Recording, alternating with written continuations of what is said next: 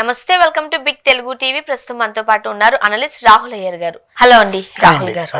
ప్రతిరోజు ఏదో ఒక క్రైమ్ గురించి మనం మాట్లాడుకుంటూనే ఉన్నాము. కానీ నేవీ ఆఫీసర్ వైఫ్ అక్రమ సంబంధం పెట్టుకుని భర్తను 11-12 ముక్కల కింద కట్ చేసేసారు. అండ్ అమ్మాయి పేరెంట్సే మా అమ్మాయిని ఉరి తీయండి అని చెప్తున్నారు. సో ఎంత భయంకరమైన సంఘటన కదా అది. ఆబ్వియస్లీ అండి. సో మనం చూసాం యాక్చువల్గా మీర్పేట్లో ఒక భర్త భార్యని చంపి ముక్కలుగా చేసి దాన్ని ఉడికించి ఏవేవో చేసి ఇప్పుడు బెయిల్ మీద బయటకు కూడా వచ్చేసాడు యాక్చువల్గా. సో అలా మనం భర్తలు భార్యల్ని చంపడము, లేకపోతే మొన్న కేరళ త్రివేంద్రంలో అప్పుల బాధ తట్టుకోలేక ఫ్యామిలీని అంతా చంపేసి ప్రియురాల్ని కూడా చంపేయడము, అవును, ఇలా మనం చాలా చూసాం. ఇక్కడ ఒక భార్య రెండో కేసు. ఇక్కడ మన వరంగల్లో డాక్టర్, అవును, అంత ముక్కు పచ్చలాలని డాక్టర్ని సేమ్ ప్రియుడితో ఉండడానికి భర్త ఒప్పుకోవట్లేదు, డైవర్స్ ఇవ్వట్లేదు అని చెప్పి చంపేసి 8 రోజులు ప్రాణాలతో కొట్టమిట్లాడి ఆయన చనిపోయాడు బేసికల్లీ. ఇక్కడ అంత 8 రోజులు టైం కూడా ఇవ్వలేదు పాపం. ఈమె మంచి ట్రైన్డ్ కిల్లర్ అనుకుంటా బేసికల్లీ. ముస్కాన్ సౌరభ్ ప్రేమించుకున్నారు. 2018లో పెళ్లి చేసుకున్నారు పెద్దలు నొప్పించి. సౌరభ్ అనే అతను నేవీ ఆఫీసర్. నేవీ అంటే ఏంటండి, 6 నెలలు సముద్రం మీద ఉండాలి, 6 నెలలు ఇంట్లో ఉండాలి.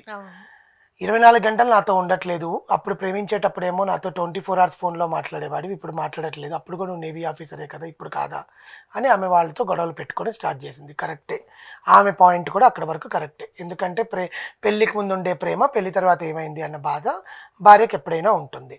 సరే, ఆ బాధ ఎంత పాపం నిజమేనేమో, నా భార్య నాతో నేను మాట్లాడలేకపోతే ఉండలేకపోతుందేమో, సరే ఏదో ఒకటి చేద్దాము అని చెప్పి ఉద్యోగం మానేసి ఇంటికి వచ్చేసాడు.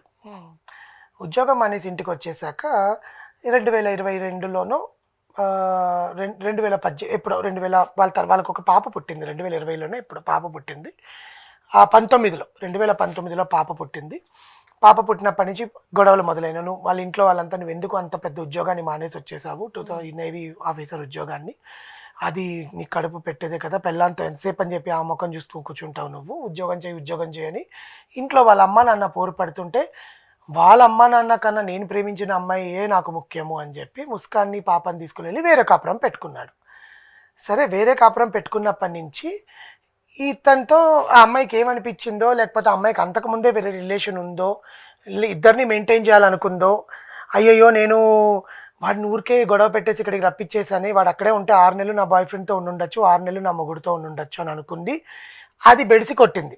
యాక్చువల్గా సోహేల్ అనే అతనితో ముస్కాన్కి పెళ్ళి కాకముందు నుంచి పరిచయాలు ఉన్నాయి, వాళ్ళిద్దరికీ ఉంది రిలేషన్. ఈమెమనుకుందంటే 6 నెలలు సౌరభ్ తోటి, 6 నెలలు సోహేల్ తోటి, ఇలా అనుకొని ప్లాన్ చేసుకొని పెళ్లి చేసుకుంది. ఎందుకంటే సౌరభ్ దగ్గర నుంచి డబ్బులు వస్తుంది. ఈ సోహేల్ అనేవాడు కార్ డ్రైవరు. ఒక క్యాబ్లో వెళ్తూ క్యాబ్లో పరిచయమైన అక్రమ సంబంధం ఈమెకి.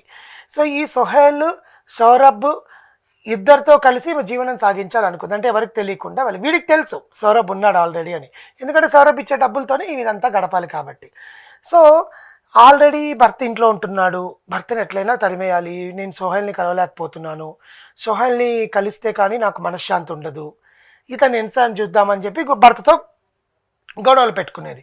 గొడవలు పెట్టుకుంది వాడికి విరక్తి వచ్చేంత వరకు పెట్టేసుకున్నాక 2023లో వాడు మళ్ళీ నేను జాబ్కి వెళ్తాను నేవీకి అని ఇండియాకి వెళ్తాడు. అంతకు ముందే ఆ అబ్బాయికి తెలుసు కదా, ఎవరికి, సౌరభ్కి తెలుసు వీళ్ళిద్దరికి రిలేషన్. తర్వాత తెలిసింది 2023లో అతను జాబ్ కోసం అని వెళ్ళిపోయాడు. ఇండియా వదిలి వేరే కంట్రీకి వెళ్ళాడు ఆ నేవీ జాబ్ కోసం. అక్కడి నుంచి రిటర్న్ వచ్చాడు. పాప బర్త్డే 6 years కంప్లీట్ అయ్యాక రిటర్న్ వచ్చాడు. రిటర్న్ వచ్చిన టైంలో, ఇండియాకి వచ్చిన టైంలో ఈ పాప బర్త్డే సెలబ్రేషన్స్లో సోహేల్ అనే పర్సన్ ఎవరని తెలిసింది. ఓకే, సోహేల్ అనే పర్సన్ ఎవరో తెలిసిన తర్వాత వద్దు, గొడవలు వద్దు, ఎందుకు వాడితో రిలేషన్ ఎందుకు, అది ఇది అని చెప్పి పెద్ద గొడవలు అయినాయి. ఆమెమో నాకు సోహేలే కావాలి, నాకు నువ్వు వద్దు అనింది. డైవర్స్ దాకా వెళ్ళారు, డైవర్స్ ఇంకా అప్లై చేసేసుకుందాం అనుకున్నారు. ఆమె కూడా హ్యాపీగా ఫీల్ అయింది. కానీ పాప గురించి ఆలోచించి తను డైవర్స్ ఇవ్వలేదు. సౌరభ్ ఇవ్వకుండా మందలించేసి తను మళ్ళీ డ్యూటీకి వెళ్ళిపోయాడు. డ్యూటీకి వెళ్ళిపోయిన తర్వాత మళ్ళీ ఈమె విచ్చలవిడితనాన్ని అంతా తెలుసుకున్న వాళ్ళ పేరెంట్స్, అమ్మాయి వాళ్ళ పేరెంట్స్ సౌరభ్కి కాల్ చేశారు. బాబు నువ్వు రావాలి, ఇది చాలా సమాజంలో చాలా చెడ్డ పేరు వెళ్తుంది, ఒక్కసారి రా, నువ్వు వచ్చి ఏదో ఒకటి సెటిల్ చేసుకో, పాపని కావాలంటే మేము పెంచుతాము, నువ్వు డైవర్స్ కావాలంటే డైవర్స్ ఇచ్చేసాయి ఆమెకి, పాపను మేము పెంచుకుంటాము అని చెప్తే సౌరభ్ పాపం ఈ అమ్మాయికి తెలియదు, వాడు వచ్చింది ఈ అమ్మాయికి డైవర్స్ ఇవ్వడానికే వచ్చాడు, ఈ అమ్మాయికి తెలియదు. వాడు మార్చి 4, 2025 ఇండియాకి వచ్చాడు. వచ్చిన రోజే ఈ అమ్మాయి అబ్బా వీడు మళ్ళీ వచ్చాడు, నాకు సోహెల్కి గ్యాప్ వచ్చేస్తుంది, మళ్ళీ వీడిని ఏదో ఒకటి చేసేయాలని ఆ రోజు రాత్రే భర్త తినే అన్నంలో నిద్ర మాత్రలు కలిపేసి ఇచ్చేసింది. వాడు పడుకున్నాడు. పడుకోగానే సోహెల్ని పిలిచింది. పిలిచి కత్తితో ముందు చంపేశారు, పొడి చేసి కత్తితో చంపేసి బ్లడ్ని అంతా కూడా తన టిష్యూస్ ఉంటాయి కదా, ఇంట్లో టిష్యూస్ దుప్పట్లతో బాగా తుడిచేసి ఆ బెడ్షీట్స్ని తీసుకొని వెళ్ళి కాల్చేశారు. ఆ రక్త బెడ్షీట్స్ని పక్కన డంపియార్డ్ ఉంటుంది కదా, డంపియార్డ్లో నైట్ పూట కాలుస్తుంటారు కదండి, దాంట్లో బెడ్షీట్స్ అంతా వేసేసి కాల్చేశారు. కాల్చేసిన తర్వాత ఇంటికి వచ్చి వాడిని ఏం చేయాలి, వాడిని ఏదో ఒకటి చేయాలి, దాన్ని కూర్చొని ఇంట్లో మటన్ కత్తి నరుకుతారు కదా, దాంతో మొత్తం 15 ముక్కలు చేసింది బాడీని. 15 ముక్కలు చేసి ఆ 15 ముక్కలని కవర్లలో పెట్టి దాన్ని మళ్ళీ కడిగి రక్తాన్ని అంతా కడిగేసి, అంటే బ్లడ్ స్మెల్ రాకూడదు కదా, బ్లడ్ స్మెల్ వచ్చేస్తుంది కదా, అదంతా కడిగి ఆ వాటర్ని తీసుకుని వెళ్ళి డ్రైనేజ్లో పడేసి ఆ ముక్కలన్నిటిని తీసుకుని ఒక డ్రమ్ములో వాటర్ డ్రమ్ములో పెట్టి దాంట్లో సిమెంట్ తీసుకొచ్చి సిమెంట్ని అంతా నింపి వాటర్ వేసేసింది. అంటే సిమెంట్ వేసి వాటర్ వేసామనుకోండి గట్టి పడిపోతుంది కదా డ్రమ్ము. ఆ డ్రమ్ముని ఎక్కడైనా పడేయాలనుకున్నారు, ఏం చేయాలో తెలియట్లేదు, రోజులు గడుస్తున్నాయి. చుట్టుపక్కల వాళ్ళంతా ఏమ్మా సౌరభ్ వచ్చాడు కదా, ఎక్కడికి వెళ్ళాడు, నాన్న ఎక్కడికి వెళ్ళాడని పాపను అడగడము, ఈ అమ్మాయిని అడగని చెప్తుంటే ఈ అమ్మాయి ఒక ప్లాన్ వేసింది, మాస్టర్ ప్లాన్. నేను సౌరభ్ మనాలి వెళ్తున్నాము, we're going for honeymoon again అని చెప్పి సౌరభ్ ఫోన్ తీసుకొని సోహెల్తో కలిసి మనాలి వెళ్ళింది. ఎందుకంటే సౌరభ్ ఫోన్ లొకేషన్ ట్రేస్ చేస్తే మనాలిలో ఉన్నట్టు ఉంటుంది కదా అని చెప్పి. వీళ్ళ పేరెంట్స్ సౌరభ్కి కాల్ చేస్తే వీళ్ళు ఫోన్ లిఫ్ట్ చేసేవాళ్ళు కాదు.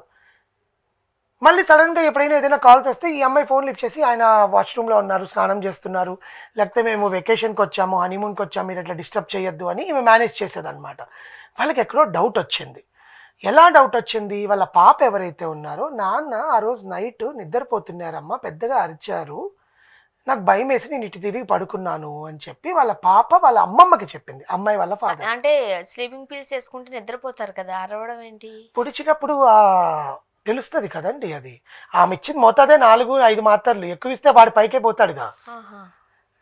ఎందుకంటే పోస్ట్ మార్టం చేసినప్పుడు ఒకవేళ దొరికినా కూడా పోస్ట్ మార్టం చేసినప్పుడు నిద్ర మాతలు మింగి చనిపోయాడని ప్రూవ్ చేయాలనుకున్నారు. కానీ తర్వాత ఏమైంది, నిద్ర మాతలతో చనిపోతే అంత నిద్ర మాతలు ఎందుకు తినాల్సి వచ్చింది అని చెప్పి మీ ఇద్దరు మధ్య గొడవలను ఈ అమ్మాయిని అరెస్ట్ చేస్తారు, సోహెల్ని అరెస్ట్ చేస్తారని కత్తితో పొడిచి చంపేశారు. ఇవన్నీ పోలీసు విచారణలో వీళ్ళు చెప్పినటివి నిజాలు, పోలీసులు ఏం కనుక్కోలేదు.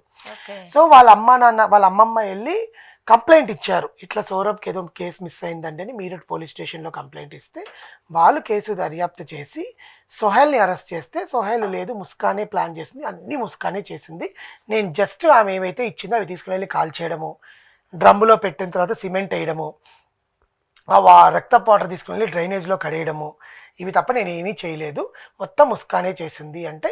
ఇంకా ఈ విషయంలో ఇంకోటి ఏంటంటే సోహెల్ తమ్ముడిని కూడా ముస్కాన్ ప్రేమించింది, వీళ్ళు ముగ్గురు కలిసి ఒకటిలా ఉండాలనుకున్నారంట. సో ఇప్పుడు వాళ్ళ పేరెంట్స్ మా అమ్మాయికి ఉరి శిక్ష వెయ్యండి, ఆ అబ్బాయిని చంపేశారని వాళ్ళ పేరెంట్స్ న్యాయస్థానంలో ఈ అమ్మాయికి ఆపోజిట్గా మాట్లాడడం అనేది చాలా ఆశ్చర్యకరమైన విషయం. ఈ కేసులో మంచి విషయం అదే, ఈ కేసులో ముందు ఏం జరుగుతుందా అనేది చూడాలి. Thank you so much.